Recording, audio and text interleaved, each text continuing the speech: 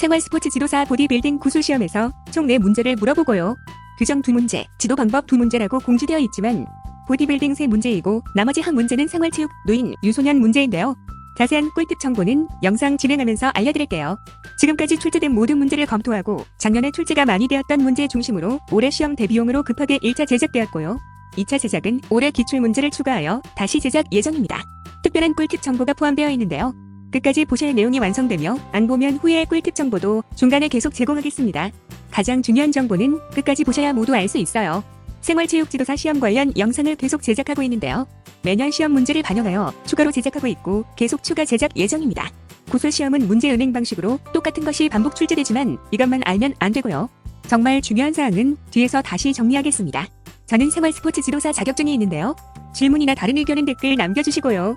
본 영상에 달린 댓글에 모두 답변 드리겠습니다. 중간에 멈추면 본 영상을 다시 찾기 어렵거든요. 일단 구독과 좋아요 누르면 다시 쉽게 찾을 수 있어요. 아시죠? 참고 자료를 외우기 쉽게 제 나름대로 다시 편집했습니다. 또한 지금부터 설명 자료는 축약된 내용이므로 실전 구술 시험에서는 생각나는 내용을 추가하여 답변하시면 더 좋습니다. 반복해서 들으실 분은 지금 시간부터 반복해서 들으면 되는데요. 보디빌딩 구술 시험 문제 시작합니다. 파트 1, 지금부터 문제는 응급처치 관련 문제입니다. 문제 1-1, 응급처치 기본사항, 주의사항, 일반사항에 대해 설명해보세요. 이 문제는 매년 출제되며 작년에도 자주 출제되었습니다. 1. 환자의 의식 유무 확인 후 119에 신고하거나 한 사람을 지목하여 119 신고를 부탁한다. 2. 호흡 맥박이 없으면 심폐소생술을 실시한다. 3. 부상이 있다면 라이시즈법을 실행한다. 4. 기도가 막혔다면 하임리히법을 실행한다. 5. 화상 시 해당 부위 옷을 제거하지 않는다. 라이시즈는 휴식, 얼음 찜질, 손상 부위에 대한 압박, 상처 부위를 높이는 1등의 응급처치법이고 하임리히법은 기도가 이물질로 막혔을 때의 응급처치법이에요. 문제 1-2, 의식이 없는 환자의 응급처치에 대해 설명해보세요. 이 문제는 매년 출제되며 작년에도 자주 출제되었습니다. 1. 119에 신고하거나 한 사람을 지목하여 119 신고를 부탁한다. 2. 호흡 맥박이 없으면 심폐소생술을 실행한다. 3. 여기서 혀가 말려있다면 혀를 펴준다. 4. 심정지 초기엔 심폐소생술과 흉부압박법의 효과가 비슷하니 바로 흉부압박법을 실행한다. 문제 1-3, 의식이 있는 환자의 응급처치에 대해 설명해보세요. 이 문제는 매년 출제되며 작년에도 자주 출제되었습니다. 1. 부상 정도를 확인하며 상태에 따라 119에 신고한다. 2. 체온 유지를 돕는다. 3. 지속적인 대화로 심리적 안정을 돕는다. 4. 기도 폐쇄일 경우 말할 수 있으면 기침, 말할 수 없으면 하임리히, 법을 실행한다. 5. 골절 및 염좌상의 환자인 경우 라이시즈를 시행한다. 문제 1-4, 출혈이 있는 환자의 응급처치에 대해 설명해보세요. 이 문제는 매년 출제되며 작년에도 자주 출제되었습니다. 1. 출혈 부위를 압박하고 드레싱한다. 2. 손상 부위를 심장보다 높게 올려준다. 3. 2차 감염 및 쇼크를 막기 위해 붕대를 감는다. 문제 1-5, 흉부압박법 CPR 방법에 대해 설명해보세요. 이 문제는 매년 출제되며 작년에도 자주 출제되었습니다. 흉부압박 30회와 인공호흡 2회를 번갈아 가며 실시하는데요. 최근에는 인공호흡을 하지 않습니다. 흉부압박은 1. 흉골의 아래쪽 절반 부위에 깍지를 낀 두 손의 손바닥 뒤꿈치를 뗀다. 2. 양팔을 쭉 편 상태로 체중을 실어 환자의 몸과 수직이 되도록 하고 분당 100에서 120회 속도로 가슴 압박을 실시한다. 3. 환자가 회복되거나 119가 올 때까지 지속한다. 문제 1-6, 심폐소생술의 4가지 원칙에 대해 설명해보세요. 이 문제는 작년에 자주 출제되었습니다. 1. 먼저 흔들어 깨워봅니다. 2. 아무 반응이 없으면 119에 신고합니다. 3. 가슴 한가운데를 강하고 빠르게 누릅니다. 4. 자동제 쇠동기가 있으면 사용합니다. 문제 1-7, 응급처치의 필요성에 대해 설명해보세요. 이 문제는 작년에 자주 출제되었습니다. 1. 응급 환자의 생명을 구하고 치료기간을 단축시킬 수 있다. 2. 심장마비 발생 시 온몸으로의 혈액순환이 중단되고 뇌는 4분 이상 지나면 심각한 손상을 받을 수 있기에 심폐소생술 등 빠른 응급조치가 필요하다. 3. 출혈의 경우에도 빠른 지혈이 많은 혈액의 손실을 막을 수 있어 중요하다. 문제 1-8, 골절상 환자의 응급처치에 대해 설명해보세요. 이 문제는 작년에 출제되지는 않았고 예전에 출제되었습니다. 골절 부위를 삼각관이나 부목으로 고정시키고 심장보다 높게 위치시켜준다. 작년에 출제되지 않은 나머지 문제는 영상 아래 더보기에 있는 블로그 내용 참고하세요. 파트 2, 지금부터 문제는 생리학, 호르몬 관련 문제입니다. 이 부분은 용어가 많아 이해하기 어려운 부분이 있는데요. 반복해서 들으면서 암기해야 하고요. 이 부분만 지나면 다소 쉬운 내용이니 조금만 집중해주세요. 문제 2-1, 6대 영양소에 대해 설명해보세요. 이 문제는 매년 출제되며 작년에도 자주 출제되었습니다. 1. 3대 영양소는 탄단지, 탄수화물, 단백질, 지방인데요. 2. 5대 영양소는 3대 영양소의 비타민, 무기질이 추가되고요. 3. 6대 영양소는 5대 영양소의 물이 추가됩니다. 문제 2-2, 수용성 비타민과 지용성 비타민에 대해 설명해보세요. 이 문제는 매년 출제되며 작년에도 자주 출제되었습니다. 1. 수용성 비타민은 물에 잘 녹는 성질로 비타민 C, 비타민 B 복합체입니다. 비타민 B 복합체는 비타민 B1에서 비타민 B9까지와 비타민 B12를 말합니다. 2. 지용성 비타민은 지방이나 유기용매에 녹는 비타민으로 과다 복용 시 몸 안에 축적되며 비타민 A, D, E, F, K가 있습니다. 문제 3. 적산이 생기는 이유에 대해 설명해보세요. 이 문제는 매년 출제되며 작년에도 자주 출제되었습니다. 무산소 운동을 할 경우 무산소 대사 과정인 해당 과정 중 젖산이 생기며 에너지원인 탄수화물 중 포도당이 초성포도당이 되고 초성포도당에서 젖산이라는 부산물이 생성되어 축적되게 됩니다. 문제 2-4. 유산소 운동과 무산소 운동에 대해 설명해보세요. 이 문제는 매년 출제되며 작년에도 자주 출제되었습니다.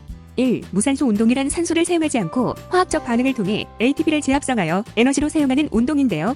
짧은 시간 고강도 운동이며 크레아틴 인산과 탄수화물을 에너지원으로 사용하며 단거리 달리기, 역도, 웨이트 트레이닝 등이 있습니다. 2. 유산소 운동이란 산소를 이용하여 ATP를 생산하는 시스템을 사용하는 운동을 말하며 지방을 주연료로 사용합니다. 긴 시간 저강도 운동이 보통 유산소 운동이며 장거리 달리기, 사이클링 등이 있습니다. 문제 2-5. 에너지 대사 시스템 3가지, 즉 유산소와 무산소 시스템 체계에 대해 설명해보세요. 이 문제는 작년에 자주 출제되었습니다. 무산소성 과정인 ATP-PCR과 해당 과정, 유산소 과정 3가지가 있습니다. 짧은 시간 폭발적인 에너지를 내는 ATP-PCR 시스템은 크레아틴 인산을 사용합니다. 그 이후엔 비교적 짧은 시간 운동 시 사용되는 해당 과정이 있는데 젖산이 생성된다 하여 젖산 과정이라고도 합니다. 유산소성 과정은 장기간 운동 시 포도당과 지방을 에너지원으로 사용하여 크랩스 하루와 전자 전달기를 통해 에너지를 생산하는 과정입니다. 문제 2-6. 동화작용과 이화작용에 대해 설명해보세요. 이 문제는 매년 출제되며 작년에도 자주 출제되었습니다. 1. 동화작용은 근육 합성의 작용으로 저분자 무기물과 유기물이 고분자 화합물이 되는 과정이고 2. 이화작용은 근육 분해의 작용으로 고분자 화합물이 저분자 유기물과 무기물로 분해되는 과정입니다. 문제 2-7. 단백질 섭취 시기, 운동 후 영양 섭취, 기회의 창에 대해 설명해보세요. 이 문제는 작년에 자주 출제되었습니다. 웨이트 트레이닝 등 격렬한 활동 후 회복을 위해 영양을 빠르게 흡수하는 상태가 되는데 이 시기를 기회의 창이라고 합니다. 이때 단백질을 섭취하면 더 동화작용이 잘 된다고 알려져 있으며 보통은 운동 후 30분 내를 말합니다. 문제 2-8. 운동 전 당 섭취 이유에 대해 설명해보세요. 이 문제는 작년에 자주 출제되었습니다. 포도당이 움직임의 에너지원이 되어주며 근육 내의 글리코겐을 충분히 확보하여 육체적 활동을 도울 수 있기 때문입니다. 또한 금식 상태에서 운동을 할 경우 근육 글리코겐이 더 빨리 고갈되고 피로와 현기증을 유발할 수도 있습니다. 문제 2-9. ATP에 대해 설명해보세요. 이 문제는 매년 출제되며 작년에도 자주 출제되었습니다. 아데노신서민산의 약자로 근육 수축, 신경세포에서 흥분의 전도, 물질 합성 등 살아있는 세포에서 다양한 생명 활동을 수행하기 위해 에너지를 공급하는 유기화합물입니다. 모든 에너지 대사 과정은 ATP를 생산하여 움직임을 만들어냅니다. 문제 2-10. 카보 로딩에 대해 설명해보세요. 이 문제는 매년 출제되며 작년에도 자주 출제되었습니다. ATP로 변환되어 에너지로 쓰이게 되는 글리코겐의 양을 증가시키는 방법으로 체내 글리코겐의 양을 늘려 보디빌딩, 마라톤 등의 시합을 대비하는 방법이며 탄수화물을 최대한 고갈시킨 후 시합 가까이 와서 탄수화물의 양을 폭발적으로 늘림으로써 간과 근육의 글리코겐의 양을 증가시키는 방법입니다. 문제 2-11. 비카정의 기능에 대해 설명해보세요. 이 문제는 매년 출제되며 작년에도 자주 출제되었습니다. 비카는 분지사슬 아미노산이라고 하며 필수 아미노산으로 류신, 이소류신, 발린 총 3가지로 이루어진 아미노산인데요. 비카는 근육 분해 억제, 면역력의 증대, 피로회복, 지방의 분해, 지구력 강화 등의 효과가 있으며 몸이 합성하지 못하기 때문에 음식물을 통해 섭취해야 합니다. 문제 2-12. 포화지방과 불포화지방에 대해 설명해보세요. 이 문제는 작년에 자주 출제되었습니다. 1. 포화지방은 붉은 고기, 마요네즈의 많음, 고온에서 응고가 잘 되고 과다 섭취 시 LDL의 함량을 높여 심혈관 질환을 야기할 수도 있고요. 2. 불포화지방은 견과류에 많으며 응고가 잘 안됩니다. LDL 수치를 떨어뜨려 혈액순환을 돕고 체내 축적이 잘 안된다는 특징이 있습니다. 문제 2-13. 지방의 역할에 대해 설명해보세요. 이 문제는 매년 출제되며 작년에도 자주 출제되었습니다. 에너지를 내는 주요 물질이며 유산소성 운동에서 주 원료로 사용되며 또한 장기를 보호하고 체온을 유지하는 역할을 합니다. 문제 2-14. 콜레스테롤에 대해 설명해보세요. 이 문제는 매년 출제되며 작년에도 자주 출제되었습니다. 1. 콜레스테롤은 스테롤의 하나로서 모든 동물세포의 세포막에서 발견되는 지질이며 혈액을 통해 운반됩니다. HDL과 LDL이 있습니다. 2. HDL, 고밀도 지질 단백질로 LDL 콜레스테롤을 혈액에서 간으로 이동시켜 분해하고 폐기할 수 있습니다. 혈액 내 콜레스테롤 수치를 감소시켜 심장질환의 위험을 감소시킵니다. 3. LDL, 저밀도 지질 단백질로 혈중 LDL 콜레스테롤이 너무 많으면 혈관벽에 축적되어 혈관이 좁아지거나 뻣뻣해집니다. 이는 혈류를 감소시키고 심장마비 또는 뇌졸중의 위험을 증가시킬 수 있습니다. 문제 2-15. 수분의 역할에 대해 설명해보세요. 이 문제는 작년에 자주 출제되었습니다. 혈액을 구성하는 중요 성분으로 영양소를 운반하고 체내 노폐물을 제거하며 체온 조절, 대사 산물의 배설, 감각 기능 유지의 기능을 합니다. 문제 2-16. 탈수 부작용에 대해 설명해보세요. 이 문제는 작년에 자주 출제되었습니다. 1. 두통이, 집중력 약화와 피로 3. 변비 4. 소변의 양 감소와 색깔 변화 5. 백터럴 구강 악취 6. 구강 건조증 등이 있습니다. 문제 2-17. 교감신경과 부교감신경에 대해 설명해보세요. 이 문제는 매년 출제되며 작년에도 자주 출제되었습니다. 자율신경계통을 이루는 원심성 말초신경계통으로 교감과 부교감신경은 서로 길항작용을 합니다. 1. 교감신경 흥분, 심맥박, 혈압이 증가되며 소화가 억제되어 긴장된 상태가 되며 2. 부교감신경 흥분, 심맥박, 혈압이 감소되고 소화가 촉진되는 등 편안한 상태가 됩니다. 문제 2-18. 체력의 구분에 대해 설명해보세요. 이 문제는 작년에 자주 출제되었습니다. 1. 행동체력은 행동에 쓰이는 체력으로 근력, 순발력, 근지구력, 심폐지구력, 신체 조상 등이 있으며 2. 방위체력은 생리적인 부분을 견디는 체력으로 환경의 변화에 적응하거나 질병, 정신적 변화 등을 견디는 체력입니다. 작년에 출제되지 않은 나머지 문제는 영상 아래 더보기에 있는 블로그 내용 참고하세요. 파트 3. 지금부터 문제는 보디빌딩 경기 규정 및 운영 관련 문제입니다. 문제 3-1. 보디빌딩 남녀 복장 규정에 대해 설명해보세요. 이 문제는 매년 출제되며 작년에도 자주 출제되었습니다. 1. 남자 보디빌딩과 클래식은 트렁크, 피지크는 반바지를 입습니다. 트렁크는 대둔근의 3/4를 가리고 전면을 덮으며 측면인 1cm 이상이어야 합니다. 패딩을 넣어선 안 됩니다. 결혼 반지를 제외한 액세서리와 소품을 금지합니다. 2. 여자 피지크와 보디 피트니스는 대둔근의 1/2를 가리는 비키니를 입으며 피지크는 신발을 착용하지 않고 비키니 시합은 대둔근의 1/3 이상을 가리는 비키니를 입고 비키니와 보디 피트니스는 힐을 신습니다. 비키니는 공통적으로 투명하지 않아야 하며 색상서 뮤질감 등은 재량입니다. 전면을 가려야 하며 끈으로 된 비키니는 금지합니다. 장신구는 결혼반지 팔찌 귀걸이만 가능합니다. 문제 3-2. 피지크 남자 복장 규정에 대해 설명해보세요. 이 문제는 작년에 자주 출제되었습니다. 투명치 않은 단정한 반바지. 반바지는 슬개골 위쪽 아래까지 길이. 제조사 로고는 가능하나 스폰서 로고는 안 된다. 패드를 넣어선 안 된다. 달라붙지 않지만 신축성은 좋은 반바지. 색상, 섬유, 패턴은 자유이나 문자, 볼록한 장식은 안 된다. 문제 3-3. 심판원의 의무에 대해 설명해보세요. 이 문제는 매년 출제되며 작년에도 자주 출제되었습니다. 공정한 심사를 하며 경기 규칙을 준수하고 판정에 책임을 져야 합니다. 소집된 관련 회의에 참가하며 심사위원장은 심사에 참가치 않고 심사를 감시 감독합니다. 문제 3-4. 심판원의 주의사항 3가지 이상 설명해보세요. 이 문제는 매년 출제되며 작년에도 자주 출제되었습니다. 1. 공정해야 하며 2. 다른 심판원의 판정에 영향을 주어서는 안 됩니다. 3. 경기 중 다른 심판원과 얘기할 수 없으며 4. 참가 선수를 지도해서는 안 됩니다. 5. 심사 전이나 심사하는 동안 알코올을 섭취할 수 없으며 6. 선수로 참가할 수 없습니다. 7. 경기 장면을 사진으로 찍어서도 안 됩니다. 문제 3-5. 도핑관리 11단계에 대해 설명해보세요. 이 문제는 작년에 자주 출제되었습니다. 1. 검사 대상자 선정 2. 선수 통지 3. 도핑관리실로 이동 4. 시료 채취용품 5. 시료 제공 6. 시료 요양 7. 시료 나눠 담기 8. 시료 봉인 9. 비중 측정 10. 도핑검사서 작성 11. 시료 분석 문제 3-6. 도핑에 해당하는 것에 대해 설명해보세요. 이 문제는 매년 출제되며 작년에도 자주 출제되었습니다. 1. 선수의 시료 내에 금지 약물, 그 대사 물질 또는 표지제가 존재하는 경우 2. 선수의 금지 약물 또는 금지 방법의 사용 또는 사용 시도 3. 시료 채취 제공의 회피, 거부 또는 실패 4. 소재지 정보 실패 5. 도핑관리 과정의 특정 부분에 대한 부정행위 및 부정행위의 시도 6. 금지 약물 또는 금지 방법의 소지 7. 금지 약물 또는 금지 방법의 부정거래 또는 부정거래의 시도 8. 경기 기간 중에 선수에게 금지 약물 또는 금지 방법의 투여 또는 투여 시도 또는 선수에게 경기 기간 외 검사에서 금지되는 금지 약물 또는 금지 방법의 경기 기간 외 투여 또는 투여 시도 9. 공모 10. 금지된 연루 문제 3-7. 도핑 면책 방법 3가지에 대해 설명해보세요. 이 문제는 작년에 자주 출제되었습니다. 1. 금지 약물 및 방법을 사용하지 않으면 선수가 건강상 심각한 손상을 입을 경우 2. 금지 약물 및 방법이 건강 회복 외에 경기력 향상 효과를 주지 않는 경우 3. 금지 약물 및 방법의 사용 외에 다른 합당한 대체 필요가 없는 경우 4. 치료 목적 사용 면책에 허가 없이 사용된 금지 약물 및 방법으로 인한 질환 치료 목적이 아니어야 함. 문제 3-8. 컬러링에 대해 설명해보세요.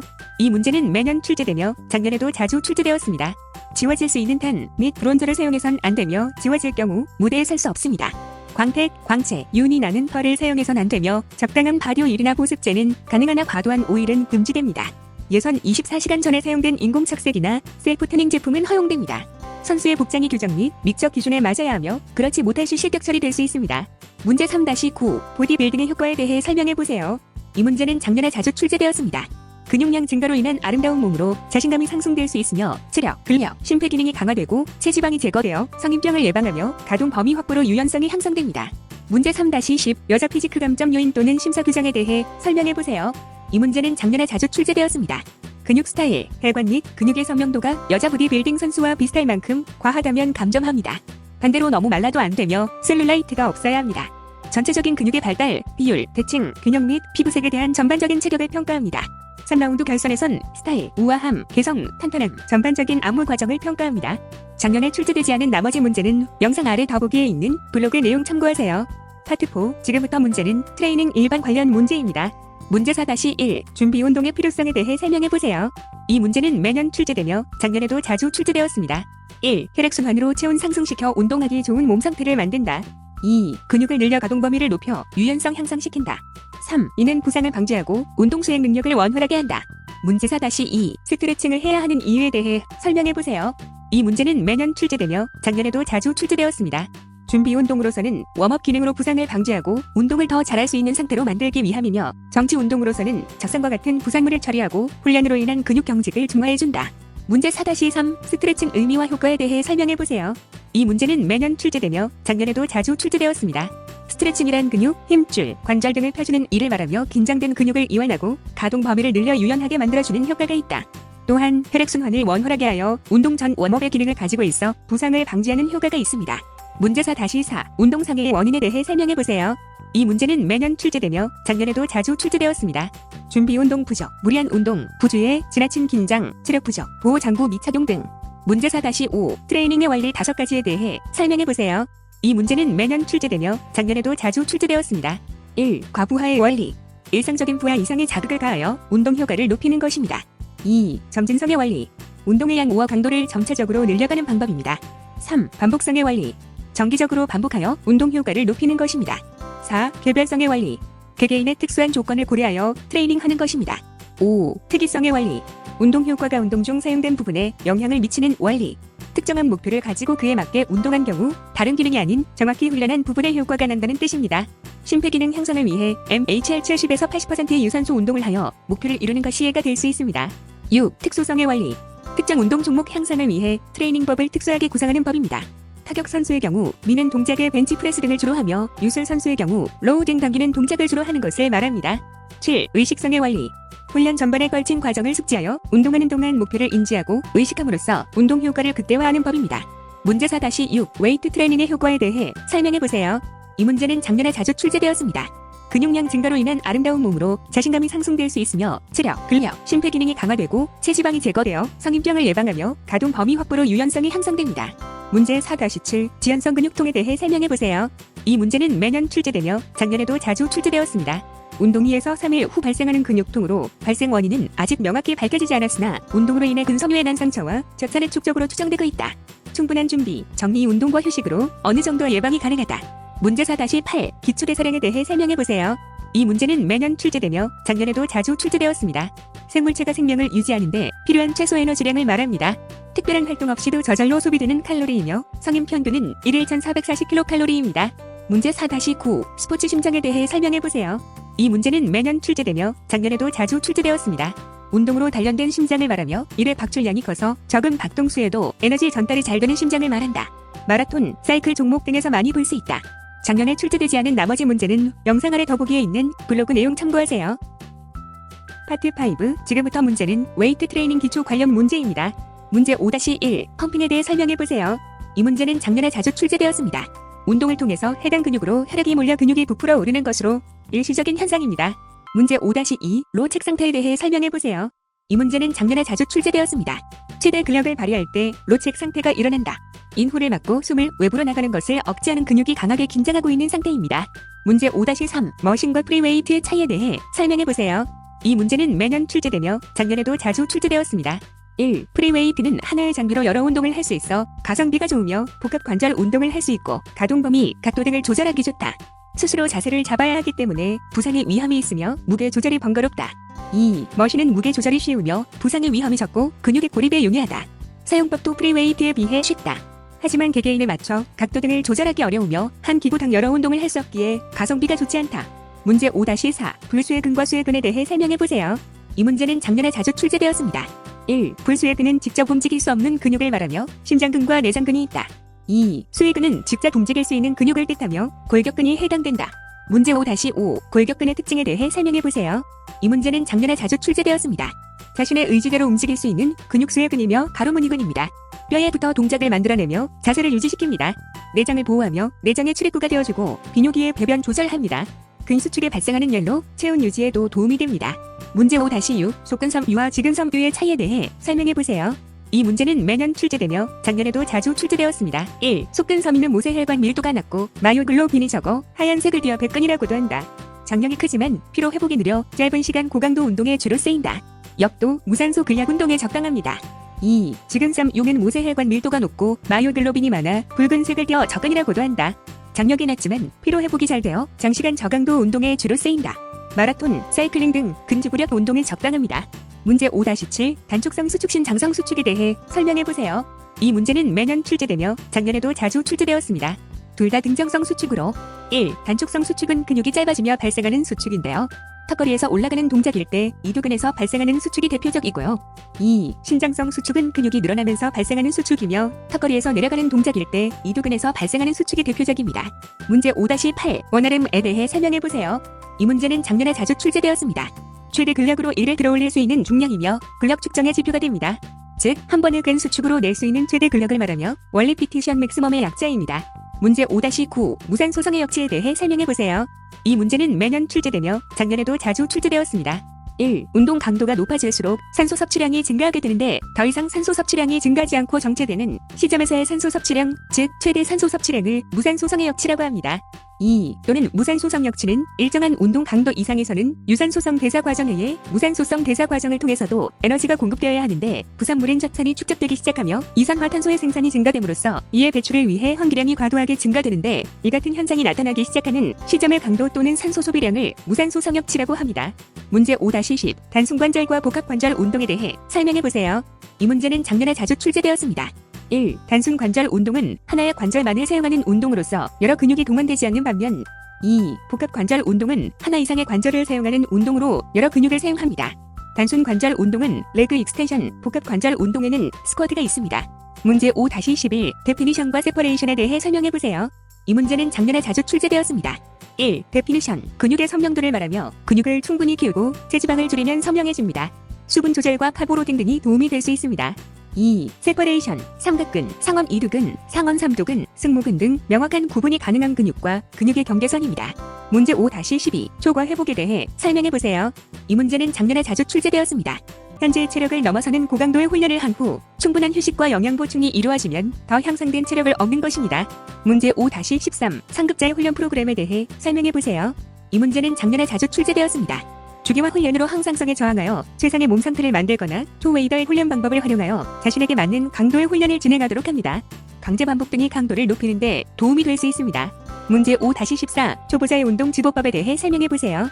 이 문제는 작년에 자주 출제되었습니다. 알기 쉬운 용어를 사용하고 점진적과 부하, 피라미드법, 분할 훈련법 등으로 안전하게 운동 프로그램 참여시킵니다. 정확한 자세, 지도로 부상을 예방합니다. 작년에 출제되지 않은 나머지 문제는 영상 아래 더보기에 있는 블로그 내용 참고하세요. 파트 6. 지금부터 문제는 웨이트 트레이닝 실전 관련 문제입니다.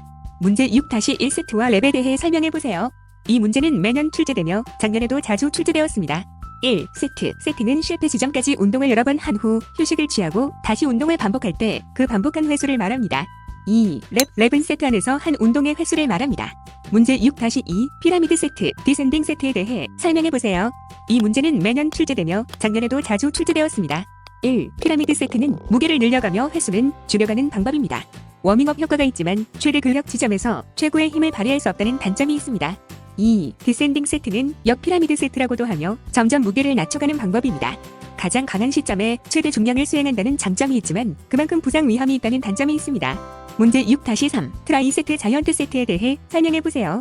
이 문제는 매년 출제되며 작년에도 자주 출제되었습니다.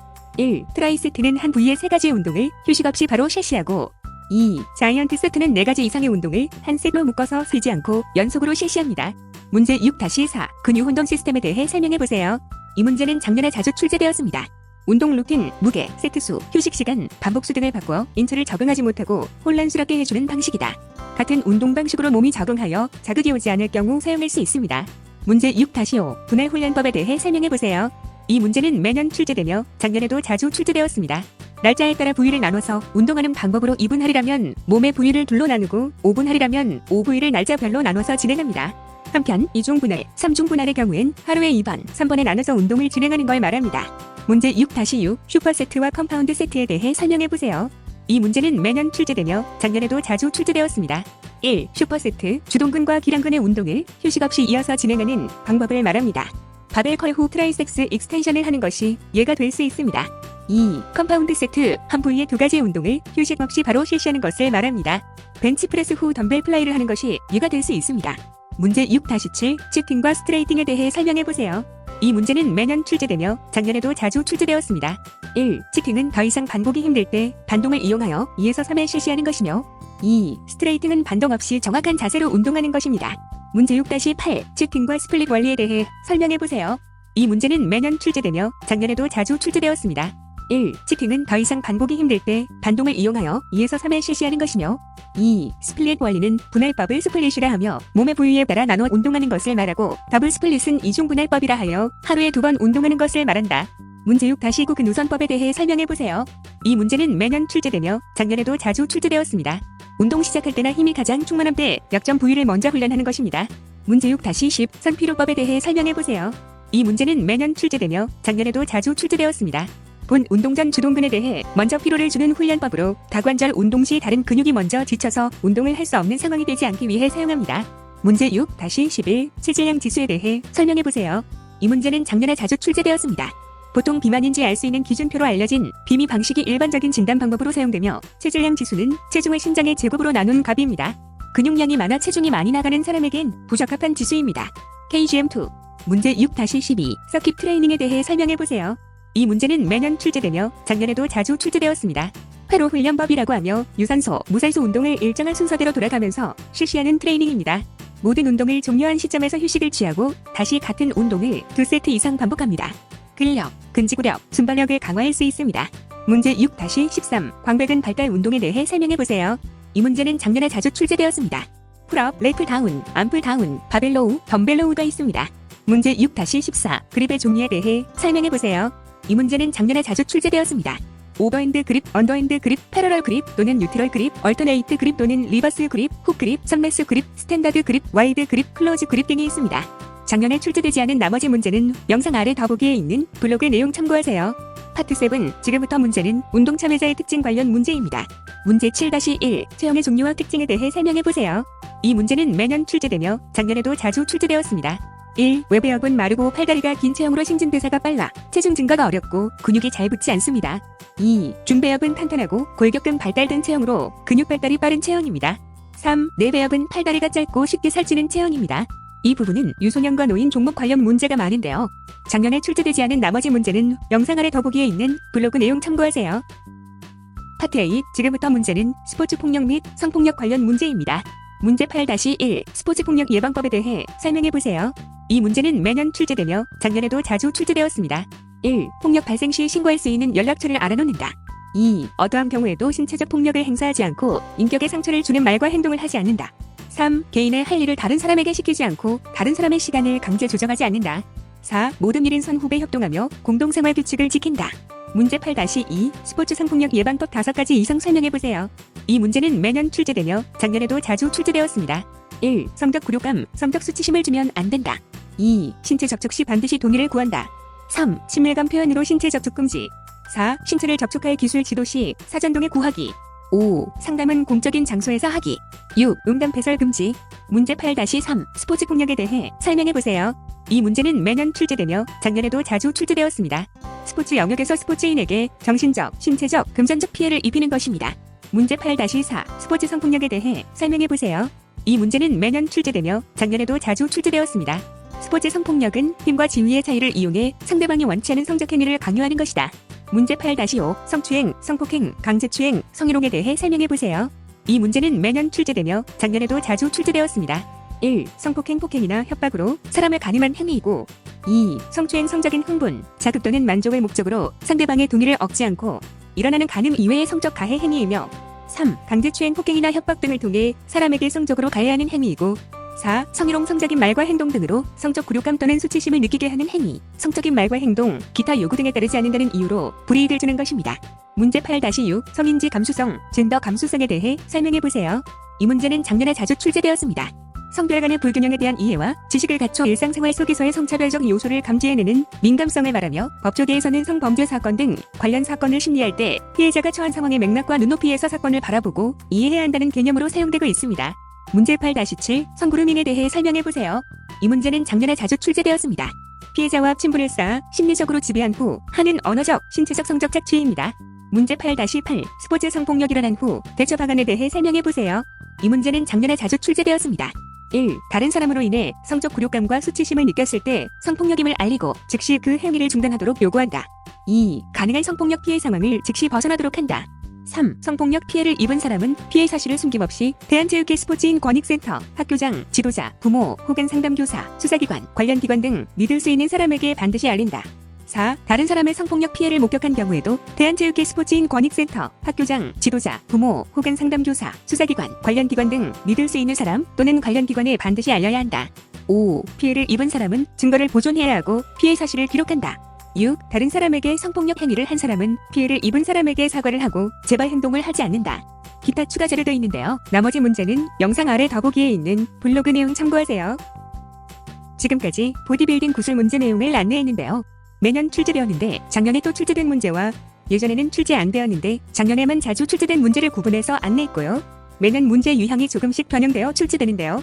앞으로 문제가 추가되더라도 현재 분류된 범위 내에서 나올 것이므로 현재까지 문제만 잘 관리하시면 보디빌딩 관련 문제는 모두 해결 가능할 것 같습니다. 지금까지 출제된 모든 문제를 검토하고 작년에 출제가 많이 되었던 문제 중심으로 올해 시험 대비용으로 급하게 1차 제작되었고요. 2차 제작은 올해 기출문제를 추가하여 다시 제작 예정입니다. 아참, 보디빌딩 구술사 문제 외에 생활체육 관련 문제는 별도 영상을 제작하여 제공 중인데요. 생활체육 관련 영상은 영상 아래 더보기에 링크 남겨놨으니 참고하시고요. 구술시험 100점 만점에 70점만 넘으면 되는데 60점대로 떨어지는 분도 많이 있으니 암기는 시험 직전에 집중해서 해야 하고요. 시험은 시험이니 너무 방심 말고 열심히 노력해보세요. 구술시험은 채점관 3명에게 점수를 각각 받게 되는데요. 잘 모르는 문제나 기억이 나지 않더라도 최대한 많이 말해야 1점 점수를 받게 되겠죠? 알겠죠? 꿀팁 정보 계속 알려드리고 있는데요. 구술시험 문제는 문제 은행 방식으로 대부분 기출문제에서 똑같이 출제된다고 했잖아요. 구술시험은 미리 정해진 여러 개 문제에서 수험자 본인이 추첨해서 시험을 보게 되는데요. 매년 새로운 문제가 조금씩 변형되고요. 매년 새롭게 추가되는 문제는 정보가 입수되는 대로 다음 영상에서 제공하도록 하겠습니다. 기대하고 계세요. 추가 정보는 영상 아래 더보기에 보면은 현재 영상의 자막을 모두 공개한 블로그 주소가 있고요. 올해 새롭게 출제되는 문제도 영상으로 추가 제작해서 등록하도록 하겠습니다. 구독과 좋아요, 그리고 알림 설정을 해야 추가 정보를 얻을 수 있는데요. 구독 안 하신 분은 지금 하시면 됩니다. 끝까지 봐주셔서 감사합니다.